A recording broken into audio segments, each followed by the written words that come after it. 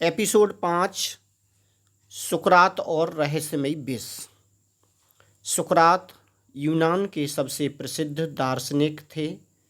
उनके विचार और तर्क शक्ति से लोग इतने प्रभावित थे कि कई लोग उनसे सलाह लेने आते थे, लेकिन उनके खुले विचारों और सत्य की खोज ने कई शक्तिशाली लोगों को नाराज कर दिया था। एक दिन सुकरात पर झूठे आरोप लगाए गए और उन्हें मौत की सज़ा सुनाई गई। सज़ा थी विष का प्याला पीकर अपनी जान देना।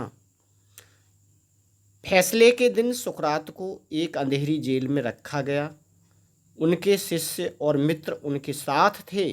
जेल के भीतर चारों तरफ सन्नाटा पसरा था। सुकरात ने अपने शिष्यों से कहा, मृत्यु से डरना मूर्खता है, क्योंकि यह केवल आत्मा का शरीर से मुक्त होना है। हमें उसे वैसे ही स्वीकार करना चाहिए जैसा वह है। जैसे ही विष का प्याला उनके सामने लाया गया, उनके एक शिष्य क्रिटो जल्दी से सुकरात के पास आया और फुसफुसाकर बोला, गुरुदेव, हमारे पास एक योजना है। हम आपको यहाँ से भागने में मदद कर सकते हैं।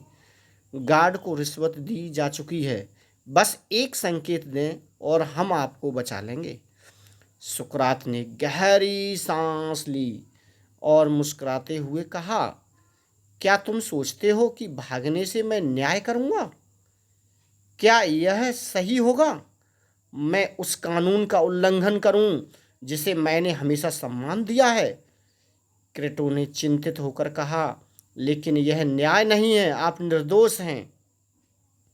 सुकरात ने गंभीरता से उत्तर दिया, क्या न्याय केवल उस समय तक सही है जब वह हमारे पक्ष में हो? यदि मैं आज कानून का उल्लंघन करता हूँ, तो क्या मैं उन लोगों से बेहतर रहूँगा जिन्होंने मुझे गलत तरीके से सज़ा दी? यह सुनकर क्रेटो चुप हो गया। सुकरात ने प्याले को उठाया और शांति से विष पी लिया। उनके चेहरे पर कोई डर नहीं था, बल्कि एक अजीब सी संतुष्टि थी।